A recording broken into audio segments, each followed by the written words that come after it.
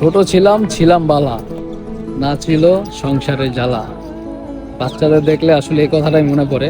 খেলাধুলা করে, কোনো চিন্তা নাই, কোনো প্যারা নাই, সংসার নিয়ে জ্বালা নাই। বড় হওয়ার পরে বুঝলাম একটা সময় ছিল বাপের টাকায় অনেক কিছু উড়াইতে মন চাইতো, অনেক কিছু কিনতে মন চাইতো। নিজে যখন কামাইছি তখন ফ্যামিলির কথা, নিজের কথা চিন্তা কইরা, ভবিষ্যতের কথা চিন্তা কইরা অনেক জায়গায় দেখা যায় যে জায়গায় গাড়ি ভাড়া লাগবো সে জায়গায় হাইটটাও গেছি। কিছু করার নাই, পুরুষ মানুষের জীবন। ছোট ছিলাম, ভালো ছিলাম, বড় হয়েছি, পেলারাও ঠিক আছে। প্যারা মনে করে খাইতে হইব, কিছু করার নাই। বড় হয়েছেন না, প্যারা খাইতে হইব।